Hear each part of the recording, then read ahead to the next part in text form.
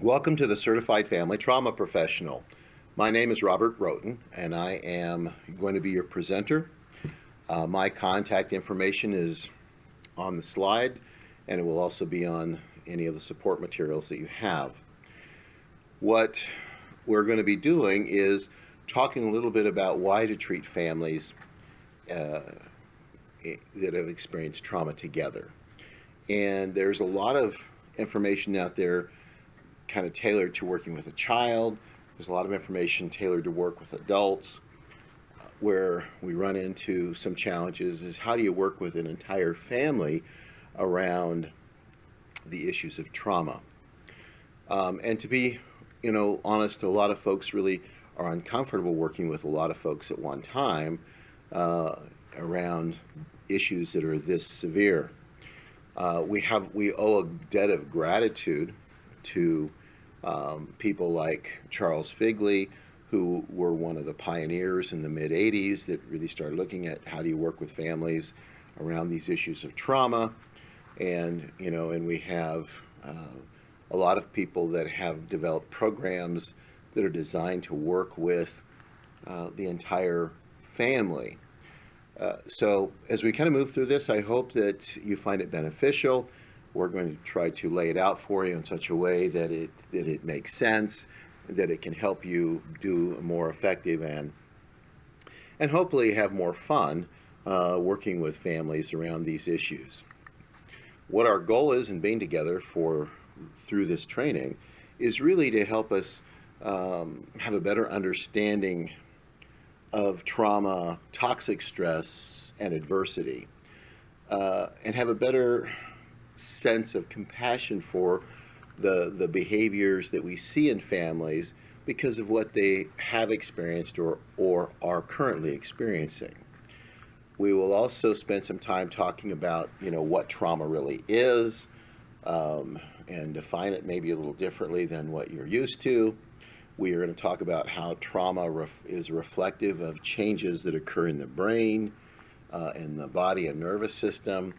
And we're going to talk about how the threat response system, which is, the part of the nervous system that responds to changes or threats in the environment, how it's changing the chemistry of the body, or if you want to say metabolism, we could say metabolism, and that understanding the changes in the body will also create and impact behavior, thinking, and emotion. We're going to review the adverse childhood experiences data that was first collected and published by Vincent Folletti and Robert D.A.A.E.T.S. But we're also going to talk about, in general, how social determinants like the ACEs are affecting the behavior, the thinking, and the emotion of not only a child, but of an entire family structure. We also are going to talk quite a bit about, towards the end of the training, once you know how do you need to approach things differently, and what to do with families, and what to do to help them navigate through these challenging times. I also hope that we're going to do a call to action with you and help you feel motivated to do more of this and to really encourage more of it in the organizations that you work within. What our hope is that when this training is completely over, that what will be left behind is an understanding of how to have a high quality, deliberate therapeutic relationship with families that you serve, how to improve your ability to be respectful, to believe in others, regardless of what their emotions, thinking, and behaviors are, to increase the ability that you have to create a growth-oriented environment. And when we say a growth-oriented environment, we're talking about environments that tend to be characterized by nurturing, openness, and acceptance. And we hope that you're not only able to create that in your office or whatever your setting is, but you're also able to help the families you work with create that in their homes, and we're hoping by extension in the communities in which they live. We are going to be promoting high ethical standards throughout this process. We're not going to necessarily spend a lot of time on specifics related to ethics, but a lot of the ethics pieces are embedded throughout our presentation, and we will point them out as we move through. Additionally, we want to focus on managing one's own self. One of the things that became apparent when not only when I began to do this kind of work myself, but when I began to train other people to do this work, is that you cannot do you cannot teach what you're not doing. Let me put it that way. A lot of times we have people that go to school and learn how to do therapy, but they haven't resolved their own trauma histories. They don't have their own self-management skills in place. And so what's the likelihood that if they can't do that, that they can create that in the lives of the families they work with? So a lot of the focus is really on the ability of ourselves as professionals to be able to master the skills and the abilities that we're trying to help clients learn and be able to use. And finally, I think what we're really hoping is that you're going to have a greater ability to encourage and empower others to live not only better quality lives, but lives that are within their own value system and that they can have some integrity, which we know is fundamental to them feeling not only secure, but to feeling good about themselves. The question I often get asked is, why work with trauma from a family perspective? And I have some clear biases around that, which will be obvious as we move through the material. But one of the challenges that I find to be so embedded in the mental health culture is that we want to take children and work with them directly, which is fine and sometimes absolutely necessary, but we tend to focus our attention on working with the child, and we don't put enough focus on stabilizing the adults in the child's life. In a sense, what we're often doing is asking a child to learn to become more regulated, more thoughtful, more intentional, more reflective than the adults that work or live in their environment. And that's a horrible burden to put on a child when they are designed to be reactive to the environment. That isn't a bad thing. That's the way biology is built. They learn through interactions with the environment. And if the environment isn't stable, well-regulated, calm, routine, then the chances of the child being able to regulate themselves in those environments is really poor. However, we have a lot of systems that want the child's behavior, in a sense, to be more regulated than the adults in their environment. And that is really a tremendous burden to put on the shoulders of children. We also know that if the environments in which children are living are creating stress and overwhelm in their physiology, that their bodies are being affected in a number of ways. And not only their bodies, but the whole systems in which they operate on are being impacted. They're being impacted physically, genetically, hormonally. We know that there's behavioral, emotional, and cognitive challenges that occur. We know that there can be issues in the way their immune system works. We know that it compromises their ability to form attachments and maintain relationships. We also know that it has an adverse effect on their ability to, grow physically completely and to be able to mature in adequate ways.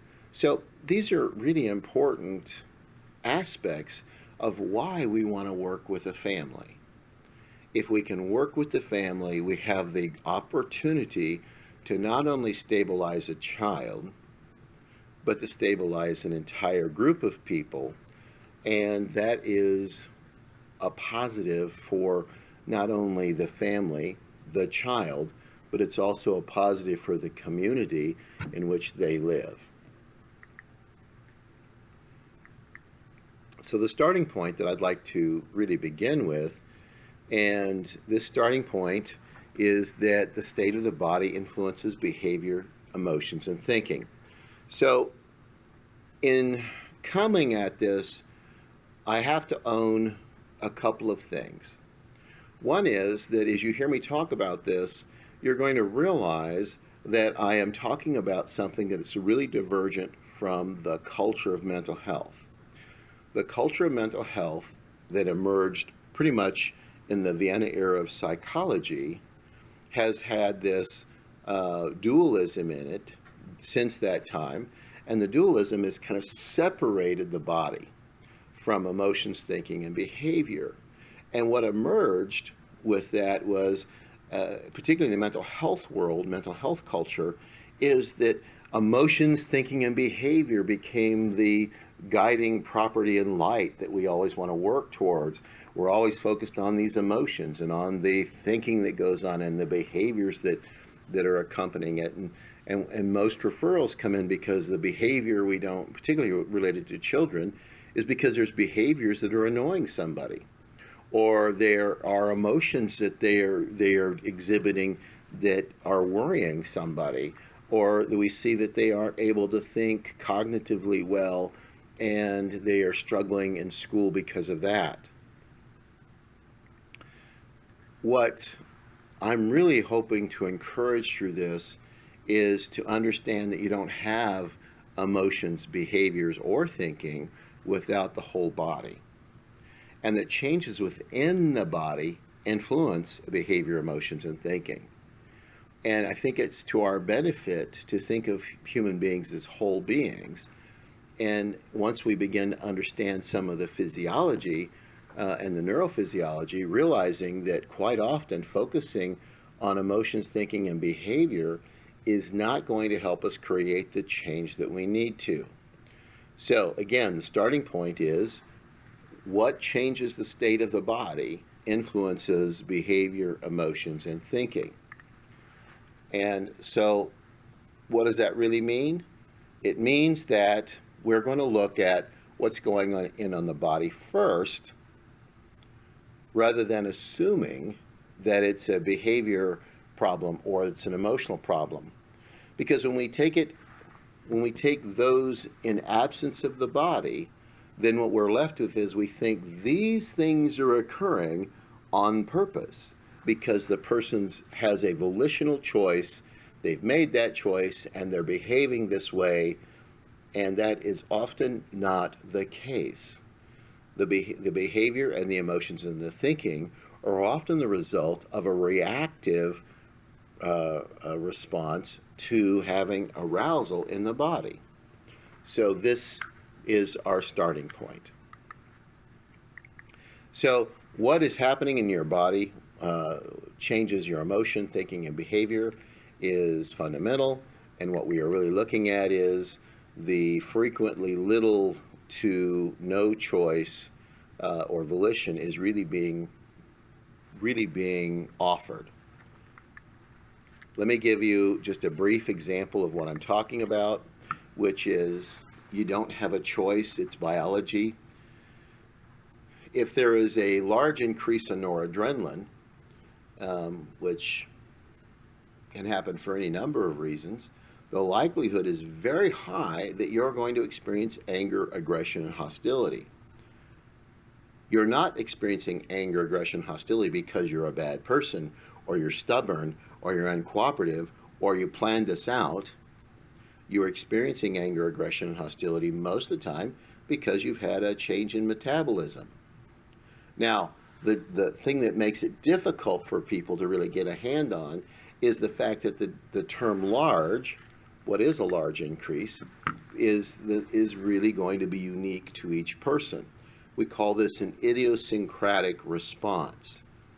I know you don't have to remember that word necessarily, but it's basically what we're looking at is that if I've had a relatively optimal life, it might require quite a bit of this to push me to a point where I was at a threshold where I would become aggressive or angry or hostile. But if I've had a lifelong situation where I'm repetitively thrown into this arousal system, where I'm repetitively having high doses of this stuff dumped into my system, then what my body has become sensitized to that, and I don't need very much of it to trigger a response in me. So it's not the nature of the experience necessarily, it is the sensitivity of the body to that experience that's problematic. So in a situation where I have had a relatively optimal life, I get a dump of noradrenaline in my system, and I'm going to use a liquid measure that's a metaphor. It's not accurate, but it's just to use as an illustration. If I live an optimal life, it may take as much as a cup of this stuff poured into my system before I would have a reaction. But if my body has a history of sensitivity to it, a large increase for me may be a little tiny quarter teaspoon. And you're going to see me react with a quarter teaspoon the same way this other person does with a whole cup of this stuff. The problem is that we understand it and are compassionate towards the person that has a whole cup because that makes sense to us. But we often don't have compassion or understanding for the person that has this reaction with a quarter of a teaspoon change in biology. And then we end up just seeing the behavior as being problematic on purpose, or we make all sorts of judgments about it. Similarly to this, when we have large increases in adrenaline, what we will see is often fear, withdrawal, flight. A lot of phobic behavior kind of grows out of that. Again, it isn't necessarily that we can predict at what point you're going to have this response. If you've had, again, an optimal life and not a lot of charging up of this system, then you probably going to need a good dump of this stuff in your nervous system in order to have a reaction. But if you've had lots of it happen to you throughout your life, and you won't need that much to then get that reaction. Again, think of the 1 cup versus a quarter teaspoon. That doesn't mean that the person with a quarter teaspoon is broken. What it means is that the people in the environment of that person need to accommodate the fact that their body has been built to respond that way and that quickly and that intensely to such a little amount of stimuli. What we want quite often is exactly opposite. We don't want them to experience what their body is experiencing, and we certainly don't want them to behave as their body is telling them to behave, because that annoys someone, or it interrupts some situation, or it's inconvenient. But the reality is that most often people are behaving and emoting in response to changes in the body. So why is this point an important one to you? The state of the body influences behavior, emotions, and thinking.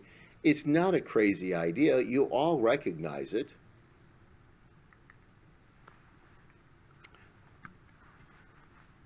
How many of you notice that you are more edgy if you're tired, or if you haven't eaten well, or if you've missed a couple of nights of sleep because you have a newborn? How many of you are more cross to children that are left in the house? How many of you will realize you're less patient or less focused or less competent when you have a bad cold or the flu or something like that? We understand at a fundamental level when we are having experiences that they will change our behavior, emotions, and thinking.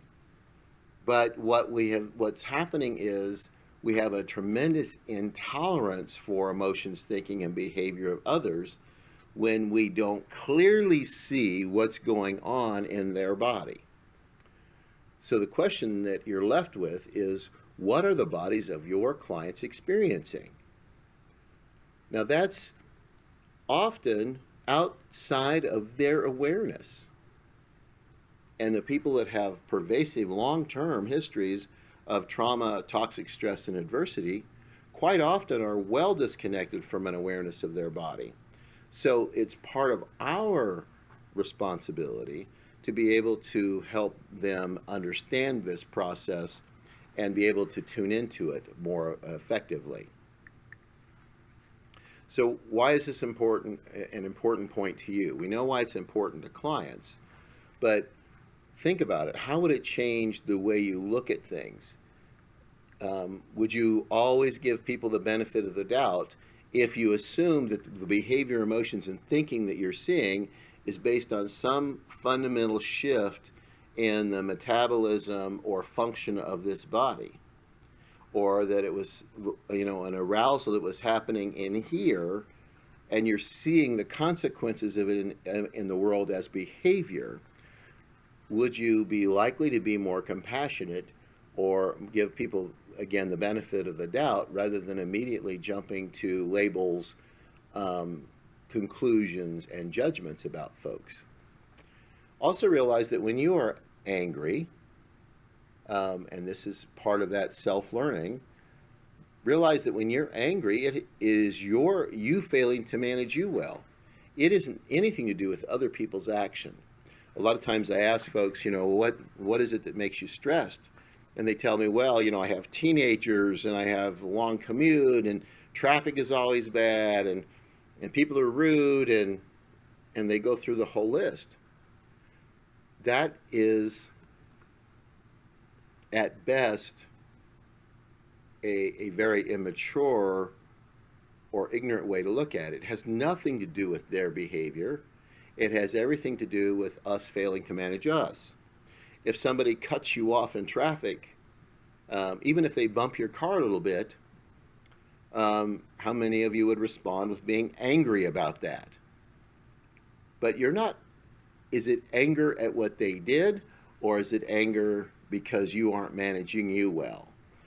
And most of the time what we do, the moment we get into a little bit of arousal, we blame the other person for what we're feeling. The reality is they scared you. They triggered a response in your body that made you afraid.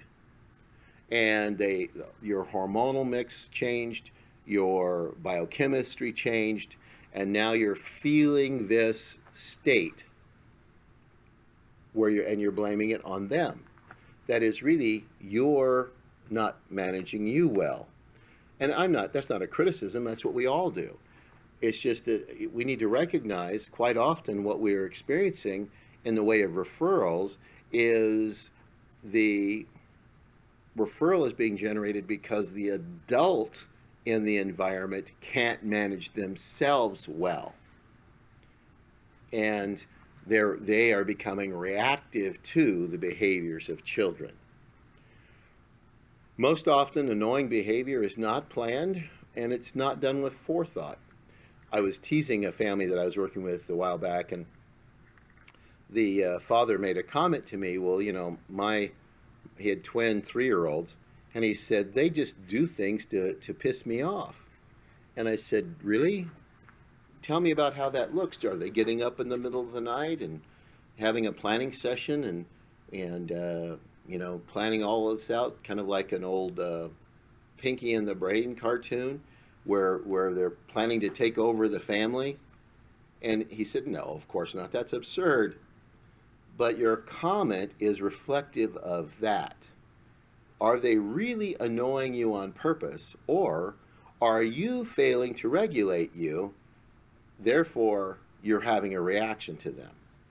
And when you start looking at this from that point of view, think about what you're doing as a therapist is really to help regulate this entire family dynamic. It also puts a meaning to you is if you cannot do that well for yourself, it's going to be very difficult for you to do that with clients. Again, we have to be able to do what we're asking others to do. So that becomes important. So let's talk a little bit about how the human body responds to threat and toxic stress. And this is just kind of a brief introduction of this. We'll cover it in more detail as we move through this. But what I want to do is kind of lay out the basics. And the slide set is really good. I've got it broken down. The hypothalamus activates the adrenal glands to release adrenaline and cortisol. Stress hormones begin to affect your respiratory and cardiovascular system, and so on. However, there's a really easier way to kind of put this in perspective for you. The moment you move into or perceive threat in your body, everything from the diaphragm up excites. Your your blood flow changes, your breath rate changes, your breath volume changes, your muscle tension in your chest, torso, throat, skeletal, your cranial skeletal connection to your spine will change. Muscles around your eyes and in your face will change. It becomes your whole body becomes into this state of arousal, and it happens very quickly.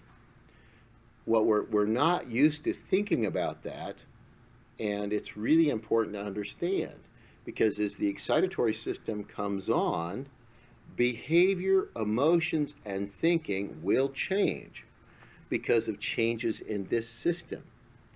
Unless you are mature and well practiced, which is what we want adults to be able to do, is to have this experience and to be able to stay regulated so that their behavior, emotions, and thinking don't shift.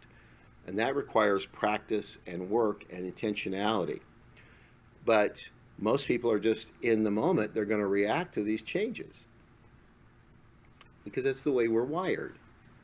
That's not a good, bad thing. It's just a thing. It's what happens. So there's no reason to be judging it or criticizing it. It is just a human interaction built on the way our systems operate. So what follows is kind of a brief highlights, if you will, of what influences emotion, thinking, and behavior. We've already kind of given you a brief kind of introduction that there's a biochemical piece, hormonal piece, and when the body shifts that way, then you're going to experience changes in emotion and thinking. But I want to make it a little easier for you, and I want to give a simple explanation for things that are really rather complex. And so what's happening as I go through these, I'm simplifying them a great deal. I'm leaving out a tremendous amount of information because to, focus on all the little tidbits of information, we would be here a lot longer and have to do a lot more thorough dive into this stuff. But I want you to have enough to begin to see things differently and be able to work with families around these ideas.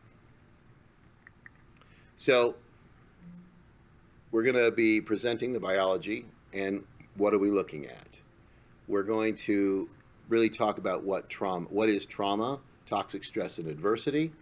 Then we're going to talk about what happens when the central nervous system gets shifted. We call that a limbic shift.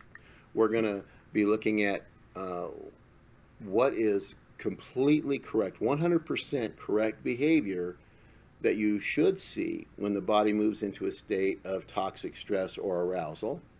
And then finally, we're going to look at what changes the biologies create in our emotions, thinking, and behavior. So our goal is to walk you through those and help you stop seeing behavior, emotions, and thinking as a purely volitional process. Is it volitional sometimes? Yes, of course.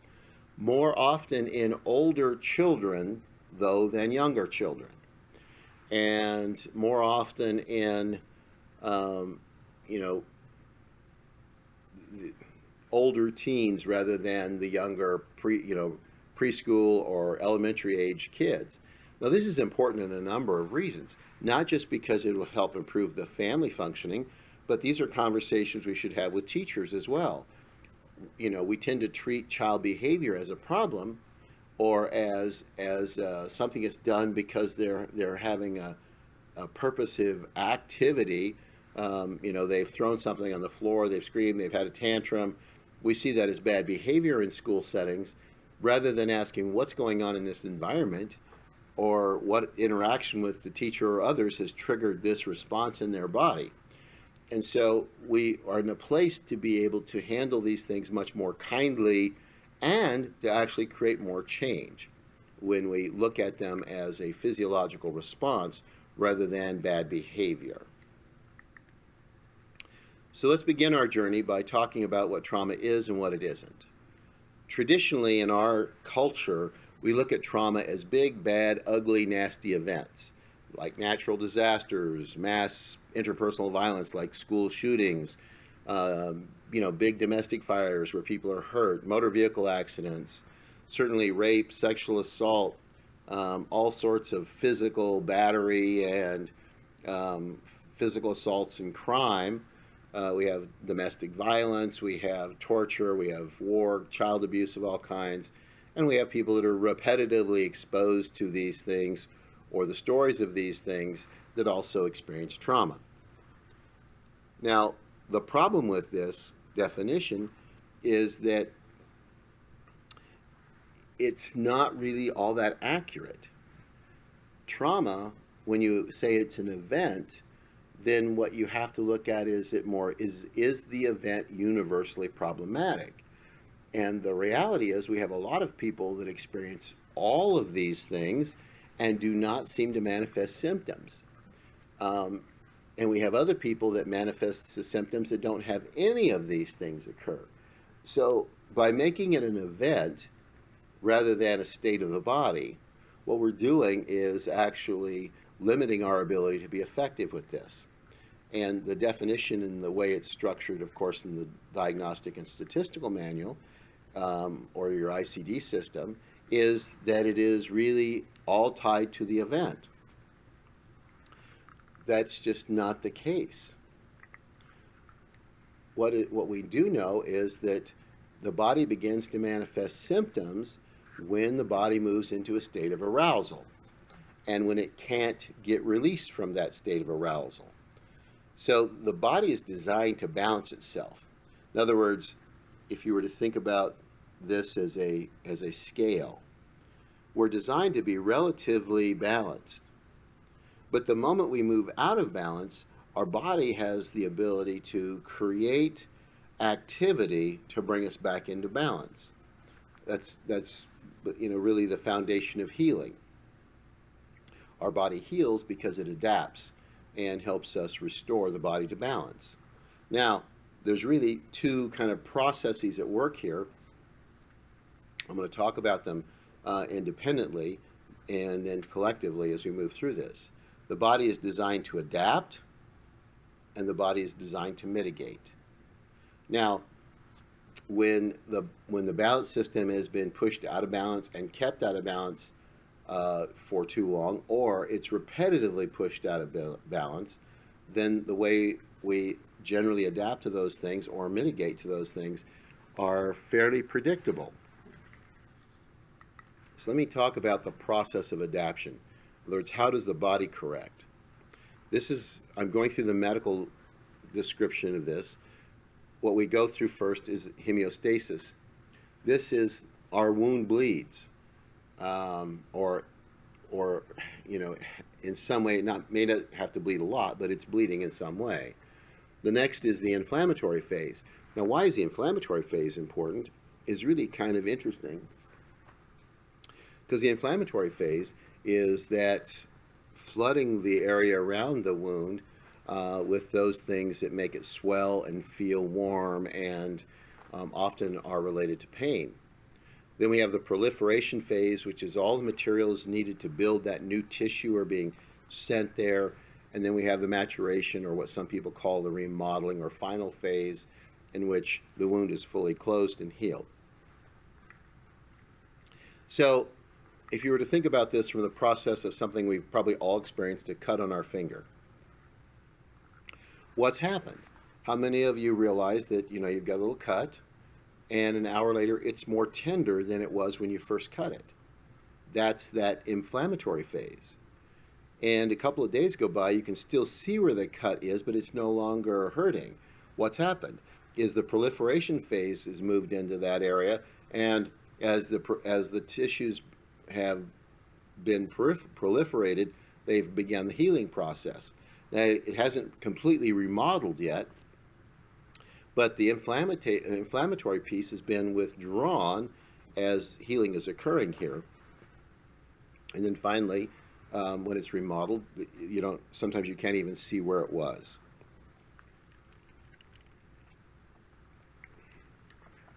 So The other piece of dealing with this is the process of mitigating.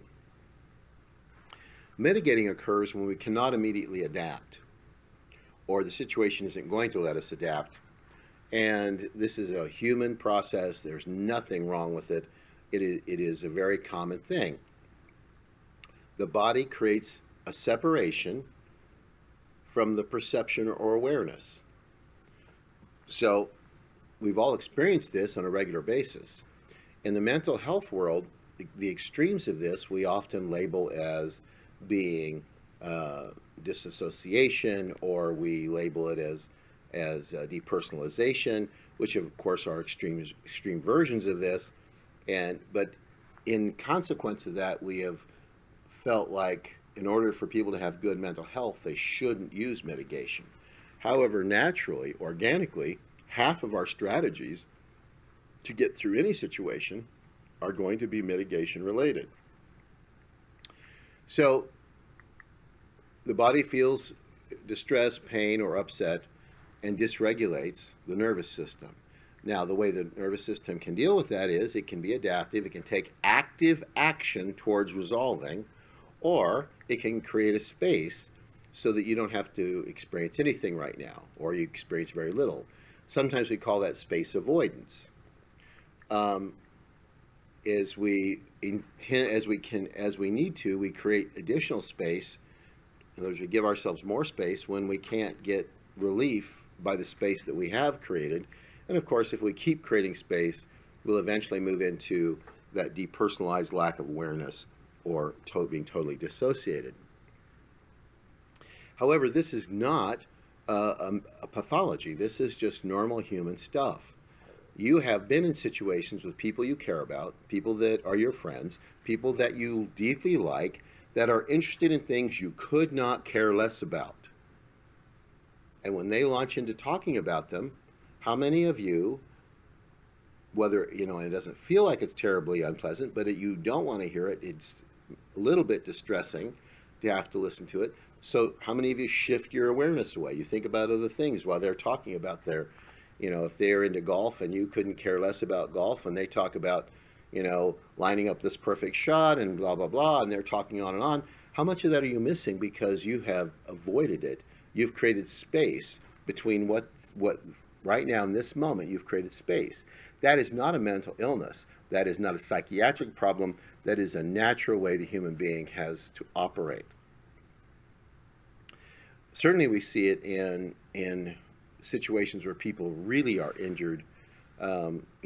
There's been a number of situations where I've read over the years about accidents that have occurred.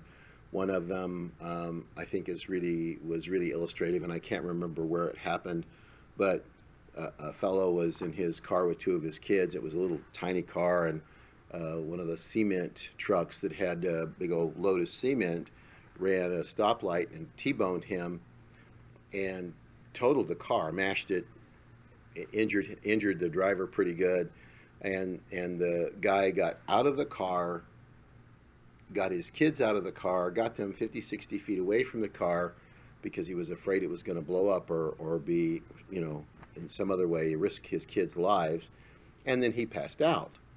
He did all of that movement on a broken hip on one side and a broken leg on the other, and some really serious spinal tears along the nerves and tendons of his spine. Now, we hear stories like that all the time, but what is really happening there is that at the time of the distress, his body was able to create that space. Was his body experiencing pain? You bet. Was his body experiencing distress? Yes, you bet. But his awareness of it wasn't there. And that allowed him to navigate that moment, which increased his ability to keep his kids alive or to survive that himself. That is a normal human process. Now, again, on the extremes of it, you have dissociation and depersonalization, but the process isn't the problem. Another way of looking at this is to think about, have you ever had a really serious sunburn? If you've had a really serious sunburn, then you've probably done some mitigating behavior. How many of you have stayed out of the sun the next day, or changed the kind of clothes you wear, or reduce the amount of physical contact you want with the world around you. You struggle to find a comfortable place to sit or lay down. When people do touch you and they know you're in pain, does it make you more angry? And so, these are things that are really common. You're probably a little snappish or a little bit less pleasant with folks if you're having a bad sunburn. Mitigating does a couple of things for us as human beings. One of the things that it does is it is designed to reduce our experience of distress related to further contact with this body. In other words, I don't want somebody touching me. That isn't because I don't care about that person. It is I want to protect myself from experiencing more pain. That's a risk reduction strategy, not a psychopathology of any kind. So when we're looking at risk reduction, don't we use that all the time? If you think about what we're doing, for example, when we put aloe vera on a sunburn, aren't we trying to put some product on it that reduces our experience of pain? It doesn't really change the pain receptors in our brain and nervous system, but we're trying to find something to comfort that. And another example could easily be if you have a bad headache, you look for something that will create space. You could take Excedrin. Excedrin does not remove the pain. What Excedrin does is block your experience of it. The same thing is true with most serious narcotics. When we take those for pain, we are not eliminating pain. What we're doing is creating space in between our perception and the pain. And that is how that works. That's a mitigating process. So this is not wrong behavior. It's not wrong thinking. And yet we have so many people in the mental health culture that say, well, you're just avoiding.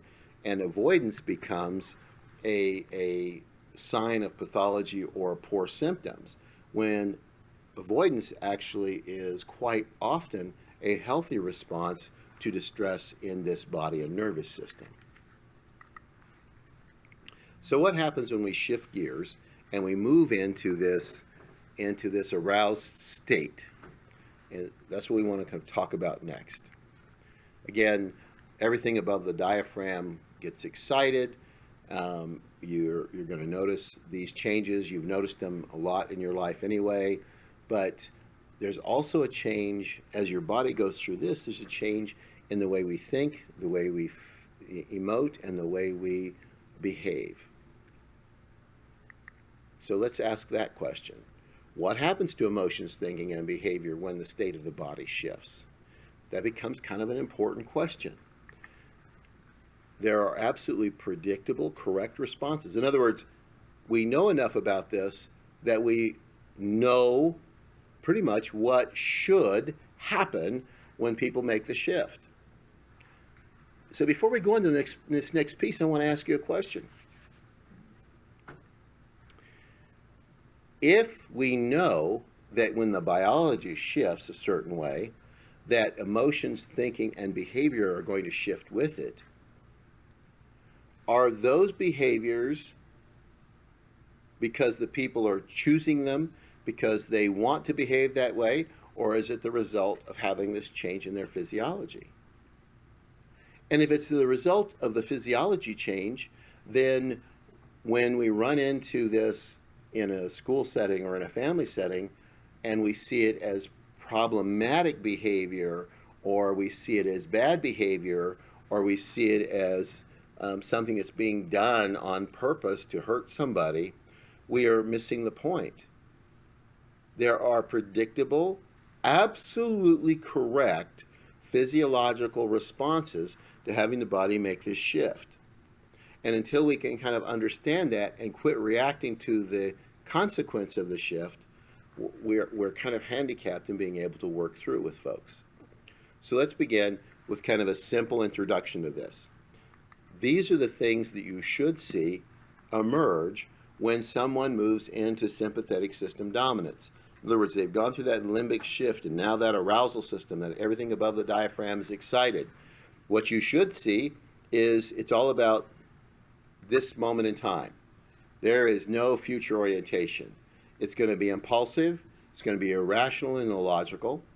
There's going to be very little self-reflection, very little self-evaluation, and really a very much increased lack of being able to evaluate rewards well. Now, people see this list and they go, well, we can't tolerate that. You don't have any choice.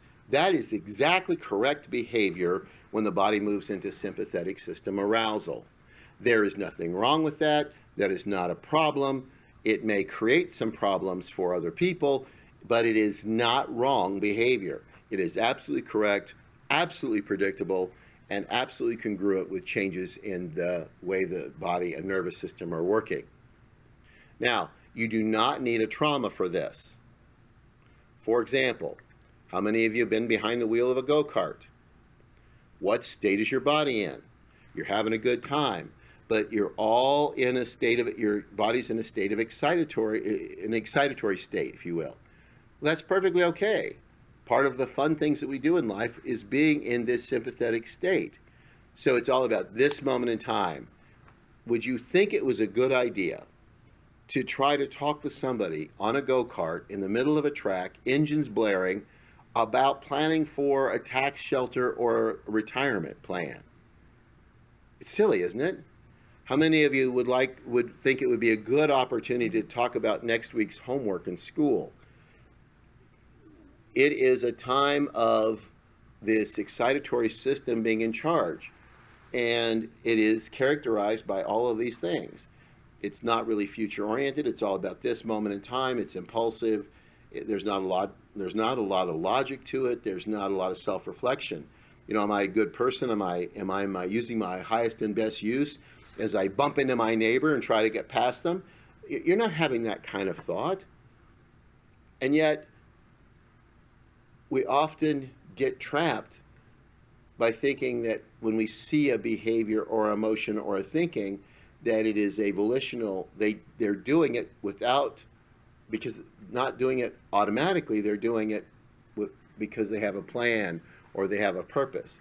And what that does is moves us into the arena of judgment and criticism rather than acceptance and compassion.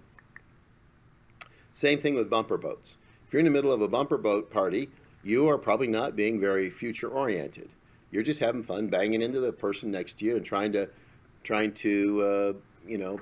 have a good time. Now, what about sports? I'm sure many of you that are watching this have had opportunities to play in sports. Think about it. Would you want the first baseman on your team, whether that's baseball or softball, would you want that person in the middle of the game to become self-reflective?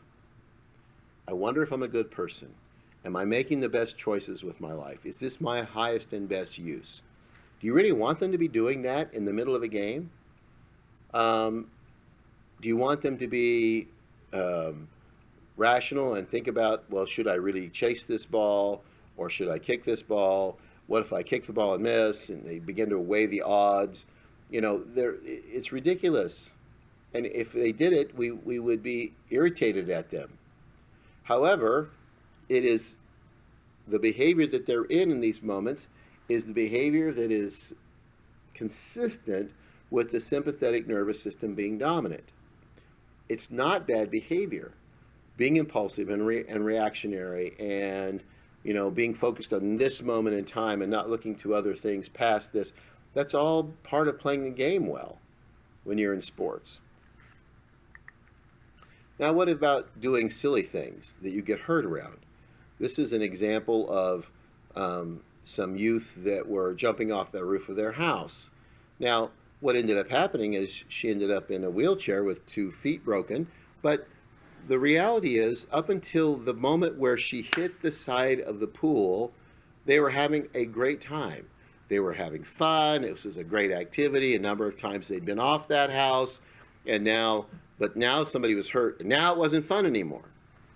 But as long as they were in that state of arousal, they weren't being reflective. They weren't thinking about, was this dangerous? Were they, there was a number of things they just weren't thinking about. I think we've all done that at time or two in our life, maybe more than that. You're with your friends or you're doing something and you're caught up in the moment and you're having a good time and you end up getting hurt. And then afterwards you go, man, I did not think about that well. I'll give you an example. My own personal life. I grew up in an area where there's a lot of deserts, so they had to water the fields with irrigation. So we had big canals. And we would ride our horses along the canal banks quite often. And one particular afternoon, we were riding along. It was really hot. And we got to a place where the canal gates were. And on the one side, the water was backed up all the way. You know, it was really high, only a few inches shy of the lip of the canal. And on the other side, it was fairly low, but the gates were open enough and the water was just shooting and spraying out of there. And that looked like it would be a blast. So did we think about we should check how open the gates were? No, we just dove in. You know, took our shoes off and dove in to, you know, and that was going to be so much fun. Well, luckily the gate was open enough for us to get through, but the gate was not open enough for us to get through without being scratched up and beat up on our way. Now after that, not interested in doing that again. But that was because I'd been hurt. If we had gotten through it and still having a good time and had come up on the other side laughing and joking, we'd probably gone back and done it again and again until someone was hurt.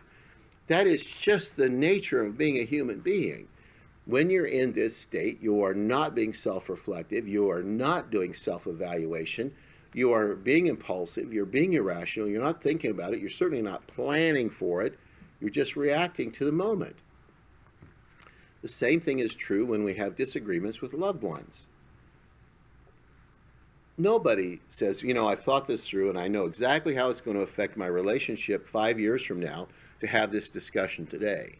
And of course, you're rational, you want to be a good communicator, you want to have a shared collaborative outcome, and you're really not being selfish and self-centered in these moments. Or are you just wanting your own way and you want it right now, and that's what you're working towards?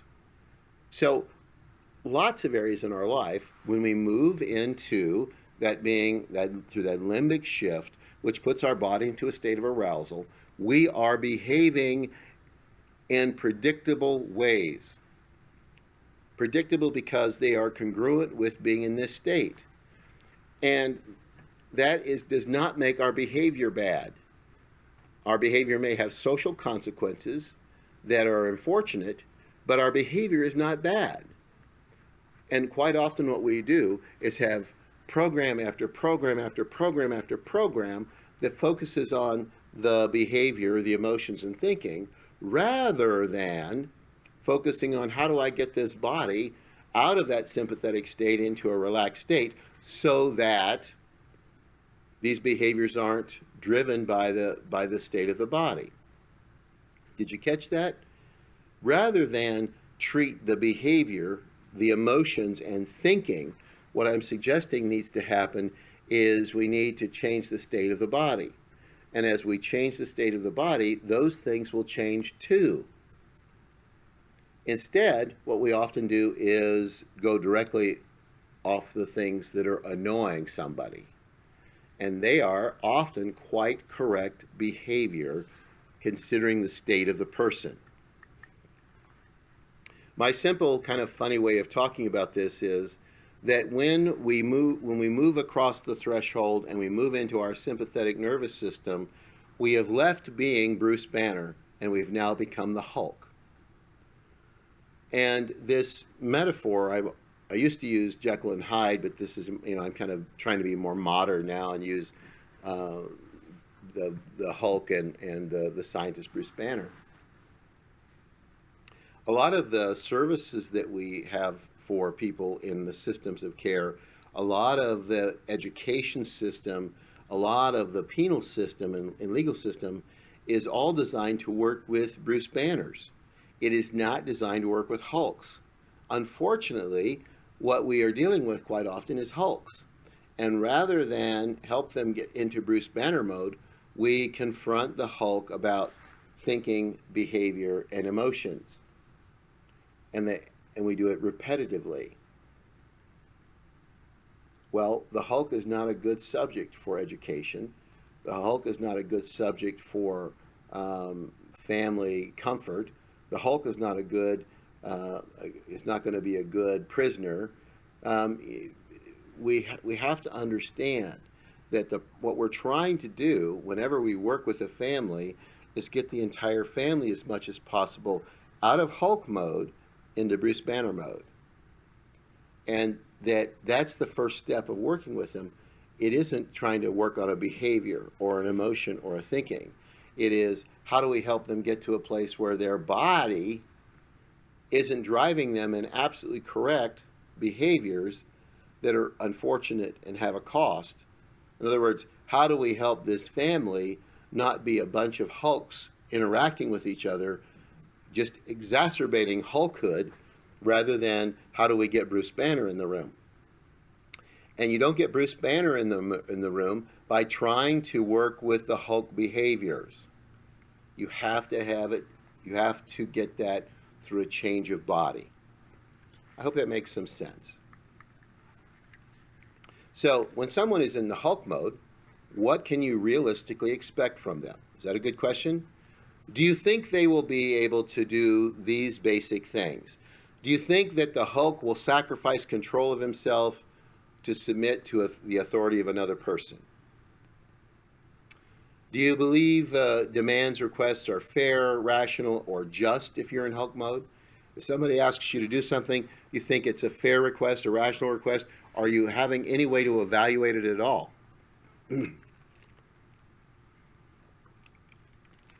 If you're in Hulk mode, do you have the ability to sit still, act rationally with logic and reason and planning?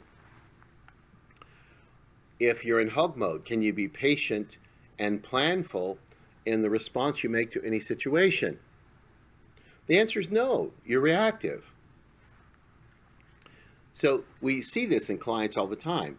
We see clients that don't want to sacrifice control or submit to authority or what they perceive as authority. They fairly often do not think that we're fair or rational or just. They have difficulty being still and acting rationally. They tend to operate with less logic and less reason. And they tend to be more sporadic and reactive and episodic than to be able to be planful and reason through a situation well. Now, does this make them somebody that's mentally ill, or are we dealing with a behavior problem here?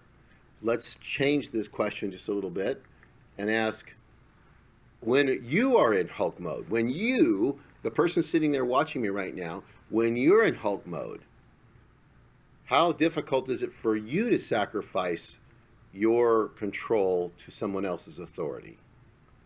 How difficult is it for you, my watcher at home? How difficult is it for you to believe that other people's demands are fair, rational, or they're being just? How difficult is it for you to be still and act rationally, act with logic and reason and planning when you are in that elevated state?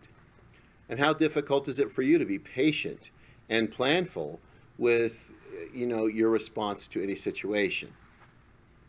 Now, we're all guilty of distorting our own abilities, but if you take the difference in what you see in clients and what we see in ourselves, the behaviors are not that different, because they're driven by physiology and nerve and the central nervous system. They're going to be very similar to what we do. The problem isn't the behaviors, emotions, and thinking. The problem is, how do we help people regulate this package so they can stay in Bruce Banner mode? So what happens again when the emotions, thinking, and behavior shift? There are going to be absolutely correct responses that should be apparent, predictable, and they are biologically appropriate. So I'm going to kind of terminate this section right here and talk a little bit about what I hope you've gotten from this section.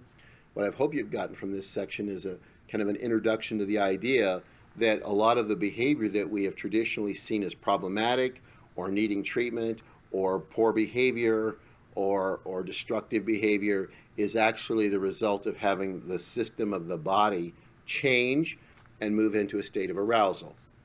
Next, I'd also hope that you're going to be saying, well, maybe I need to know more about this, because if the body's is designed to behave this way, and emotions, thinking, and behavior track with changes in the body, and I've been focused on behavior, how have I been missing the point? Additionally, I would hope that you would begin to look at yourself and other people more compassionately. These behaviors of themselves are not a problem because they are appropriate. And often what we are doing is villainizing or making statements about the value of what is normal, predictable behavior. And we're telling people that they are wrong, they're bad, they're mentally ill for behaving exactly as their body is designed to behave. And that's problematic. So I hope you are, this section, hope you've got that out of this section. The next section, we will expand on these ideas a little bit more. Thanks so much for your time and attention, and I look forward to the next section with you.